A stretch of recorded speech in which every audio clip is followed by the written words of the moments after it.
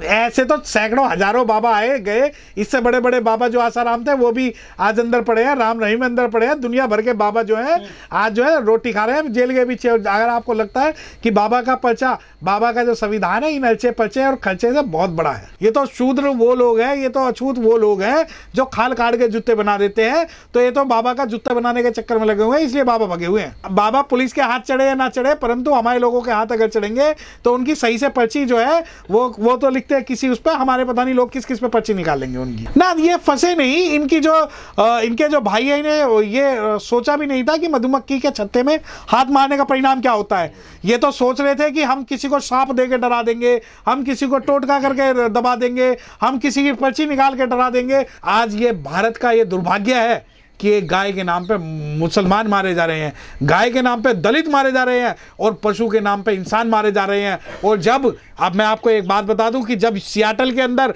Anti cast law जब बनाते हैं तो ये लोग जो है मातम जो विलाप करते हैं और ये कहते हैं कि अमेरिका में जो जातिवाद के खिलाफ कानून हो गया। तो मैं आपको ये बताना चाहता हूं कि जो भी ये मेवात की घटना है, ये घटना दुर्भाग्यपूर्ण पूरे भारत के लिए है। फूलन देवी को जिस हत्यारे ने मारा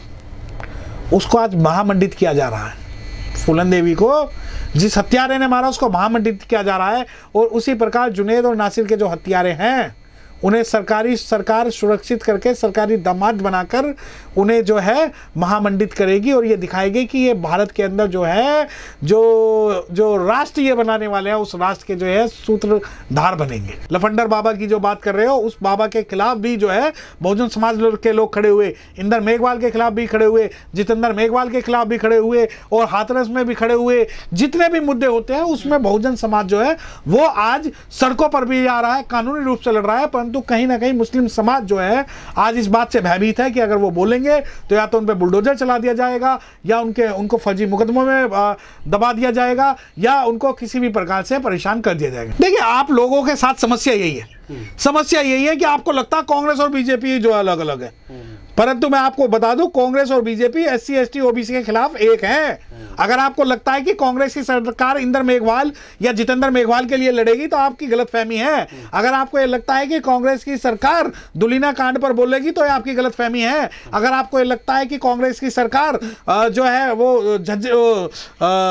बथानी टोला पर बोलेगी, फूलपुर बातें पर बोलेगी या खेलांजी कांड पर बोलेगी तो आपके लिए बेमानी है ये चीजें समझनी। और अगर आप ये सोचते हो कि अगर राजस्थान की सरकार में कांग्रेस की सरकार है और हरियाणा के अंदर जो भाजपा की सरकार है तो ये सरकार मिलकर न्याय दिला देंगी, ये तो देखिए मैं आपको एक बात बता दूं 1984 के अंदर मेरठ के अंदर जो है मुस्लिमों को सरेआम गोली मारी गई थी, शायद आपको ये बात ना पता हो। उसके अलावा जितने जब दंगे हुए, जब बाबरी मस्जिद का कांड हुआ तो सेंटर में भी कांग्रेस की सरकार थी। और मैं आपको और बात ये बता दूं कि आज जब जो नासिर और जुनैद मारे गए हैं, ये दो मुस्लिम लोग मारे गए हैं,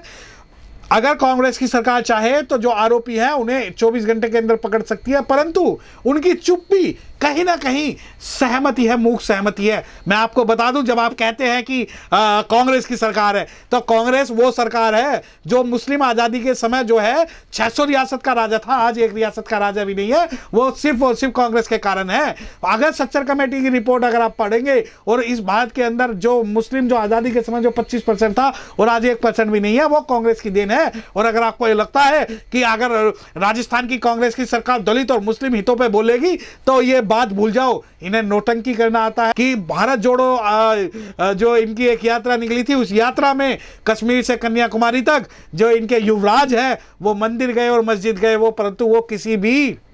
बाबा साहब डॉक्टर भीमराव अम्बेडकर की स्टैचू या मूर्ति पर नहीं गए, क्योंकि उन्हें पूरे भारत के अंदर वो कभी नजर ही नहीं आई। तो जब आप ये कहते हैं कि हरियाणा के अंदर कांग्रेस की सरकार है तो भैया मैं आपको एक बात बता दूं कि मुस्लिमों पे और दलितों पे अगर सबसे ज्यादा अत्याचार हुआ है तो वो कांग्रेस की सरकार में हुआ है। क्योंकि साहब काशीराम जब कहते थे एक सांपनाथ है दूसरा नागनाथ है, तो अगर आप ये लगते हो कि हरियाणा की सरकार राजस्थान की सरकार, तो आप जो इस क्षेत्रीय भेदभाव को मिटाकर भारत की सरकार की आप बात करेंगे तो ये भारत की सरकार है। जुनैद और नासिर नाम के 2 लोगों को जलाकर मार दिया गया और जलाकर मारने से पहले उनको बहुत मारा गया और उन्हें एक थाने ले जाया गया। उस थाने में जब पुलिस ने उनको नहीं बचाया और उसके बाद में उनकी गाड़ी को आग लगा दी गई, उसके बाद किन्हीं लोगों का नाम जो है उस में आया। अब सवाल देखिए, जब जम्मू के अंदर रेप होता है किसी भी लड़की का तो सड़कों पर जुलूस निकलता है। और इस हत्याकांड में जहां दो मुस्लिम जहां दो युवा लोग मारे गए, इसमें पंचायत होती है, बहुत बड़ी पंचायत होती है, और उस पंचायत में बुलाकर पुलिस के अधिकारियों को धमकाया और डराया जाता है। उसके अलावा जब आप कह रहे हैं कि इसमें कानूनी रूप से क्या, आप ये देखिए कि सारी न्यूज चैनल, सारे मेन स्ट्रीम बिकाऊ जो मीडिया चैनल है उनके पास जो है मोनू मानेसर लाइव आकर बात कर रहा है, परंतु पुलिस के पास वो उनका लिंक नहीं हो रहा। अब ये देखिए कि चलो आप हो सकता है कि निर्दोष हो सकता है आप निष्पक्ष हो, पुलिस देखिए कि भारत की पुलिस किस प्रकार कार्य कर रही है। अगर यही काम कोई SC ST और या कोई मुस्लिम कर देता ना तो ये इसे कब्र में से भी निकाल के लिया थे, परंतु यहाँ देखिए कि मेन स्ट्रीम में उसे हीरो बनाया जा रहा है कि भाई हाँ इसने जो काम किया बहुत बढ़िया किया है, और जो सरकार है इसे फंसा रही है, परंतु कोई भी ये बात नहीं कर रहा कि आज जावेद और नासिर को किसने मारा, और जो भी बात कर रहा है उसे देशद्रोही बता रहे हैं। अभी तक नासिर और जुनैद को, खैर मैं ये न्याय की जो बात है वो बेमानी इसलिए मानता हूँ क्योंकि पहले भी कई लोगों की मॉब लिंचिंग हुई है, भाई यहाँ भी हुई है और उत्तर प्रदेश में भी हुई है, और तो और एक इंस्पेक्टर जो मुस्लिम इंस्पेक्टर थे उन्हें भी मार दिया गया था। तो अगर आप ये सोचते हो कि मुस्लिमों को और शेड्यूल कास्ट को न्याय बहुत आसानी से आज के समय में मिल जाएगा तो नहीं मिलेगा। मुझे ऐसा लगता है, मेरी व्यक्तिगत सोच है कि भारत का मुस्लिम इस वक्त डरा हुआ है, उसे लगता है कि वो बोलेंगे तो उनके ऊपर बुलडोजर चला दिया जाएगा। आप ये देखिए कि CAA NRC जो दिल्ली से जो एक आंदोलन शुरू हुआ, उस आंदोलन में बहुत लोगों का दमन किया गया, बहुत लोगों के मारे गए, और जब दंगे हुए तो जिसने मुस्लिमों पे गोली चलाई उसे तो इन्होंने हीरो बना दिया, परंतु मुस्लिमों के जितने लोगों को इन्होंने आरोपी बनाया वो आज तक जेल के अंदर है। दूसरी बात, इस मामले के अंदर जो भारत सरकार है उसका जो रवैया है वो मुस्लिमों के प्रति जो है वो व्यवहारपूर्ण है, दुर्व्यवहारपूर्ण है, क्योंकि मुस्लिम जो है सही बात है कि मुस्लिम हर अत्याचार के खिलाफ लड़ता है, परंतु मुस्लिमों की चुप्पी, ये राजनीतिक जो चुप्पी है मुस्लिमों की, वो कहीं ना कहीं इस अत्याचार को बढ़ाएगी। ना हिंदू राष्ट्र की सपने देखने वाले तो आज खुद अपना पंडाल छोड़ के भागे हुए हैं, जिन्हें जो आपको लगता है कि हिंदू राष्ट्र का जो सपना दिखाने वाले लोग हैं वो अभी भी घर में नहीं घुस रहे, क्योंकि वहाँ एक मुकदमा SC ST एक्ट में दर्ज हो चुका है। देखिए अतीक अहमद से हमारा कोई लेना देना नहीं है। दूसरी बात, अगर आप जावेद और नासिर की बात कर रहे हो तो इनका और अतीक अहमद का जो केस है वो बिल्कुल सिमिलर नहीं है, क्योंकि मैं बता दूं कि उत्तर प्रदेश के अंदर जो अतीक अहमद है या जो राजूपाल हत्याकांड है, ये सरकार को पता था, सरकार ने गनर दिए हुए थे, और आज भी 3 या 4 दिन होने के बावजूद भी उत्तर प्रदेश में कोई इतना बड़ा जो है कदम नहीं उठाया गया है कि सरकार के द्वारा। वहीं बहुत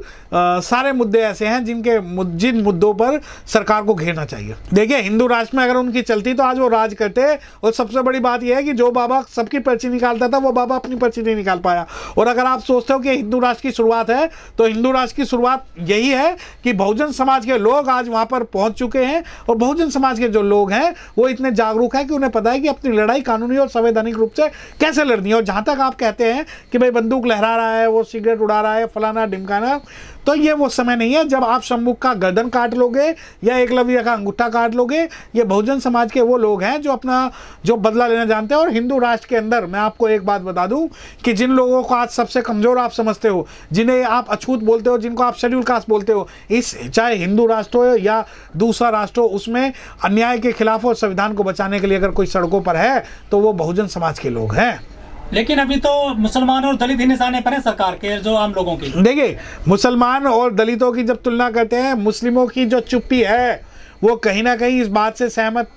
कहीं ना कहीं इस बात को इंडिकेट करती है कि मुस्लिम जो है वो लड़ने के लिए तैयार नहीं है। परंतु जब शेड्यूल कास्ट की बात आती है तो चाहे किसी पर कोई भी अत्याचार हो, चाहे हम सड़कों पर ना निकल के आए, परंतु हम अपनी आवाज़ जो है पुरजोर हम उठाते हैं और उस जो अत्याचार है उसका विरोध करते हैं। आप मुझे एक मामला ऐसा पूरे भारत में बता दें जहाँ आज शेड्यूल कास्ट जो है वो अपनी लड़ाई लड़ने के लिए तैयार ना हो। जो बाबा के भाई है शालिग्राम गर्ग, इनके यहाँ पे बुलडोजर क्यों चला रही है ये सरकार? देखिए वो तो सरकार जो है वो तो सिर्फ जाति और धन देख के सरकार चलाती, बुलडोजर चलाती है। यह पहला मामला थोड़ी है जब इस बाबा पे आरोप लगे हो, बाबा पर जमीन कब्जाने का आरोप लगे। बाबा देखिए, बाबा जब वहाँ मुंबई से भाग के आया था तब भी इसे बहुत महामंडित किया गया था। तो ये जो बुलडोजर वाली कहानी है, ये बुलडोजर का जो चेहरा है वो सिर्फ schedule caste, schedule tribe, OBC और मुस्लिम के लिए है, इनके लिए नहीं है। लेकिन बागेश्वर बड़े बड़े प्रवचन देते हैं, अपने भाई की क्यों नहीं समझ पाए कि वहां जाओ? देखो उनकी ऐसा है, वो अपनी ही पर्ची नहीं निकाल पाए। आज वो फरार हैं, अभी वो कोई प्रवचन नहीं कर पा रहे हैं क्योंकि वहाँ लोगों ने विरोध करना शुरू कर दिया है। उन्हें लगता है कि ये बाबा जो है, देखिए आपने भी वो शायद वीडियो देखी होगी, तो बाबा आके कहते हैं कि मेरा उससे कोई लेना देना नहीं है अपने भाई से। तो भैया ये कैसा हिंदू राष्ट्र बना रहे हो जहाँ आप अपने भाई का साथ नहीं दे सकते? तो अगर आप एक बाबा हिंदू राष्ट्र के अंदर अपने भाई के साथ नहीं खड़ा तो वो आपके और हमारे साथ क्या खड़ा होगा? ये जिस प्रकार का हिंदू राष्ट्र बनाना चाह रहे हैं, उस हिंदू राष्ट्र की ये संकल्पना देखिए वहाँ केवल सिर्फ और सिर्फ यही नतमस्तक नहीं हो रहे, वहाँ वर्तमान मुख्यमंत्री और पूर्व मुख्यमंत्री भी उनके चरणों में जाके बैठे हैं। परंतु ये जो लोग हैं ये इसलिए वहाँ पर जाके बैठे हैं ताकि इन्हें एक राष्ट्र बना सके, परंतु ये जो राष्ट्र है ये बनना नामुमकिन है इस भारत के अंदर।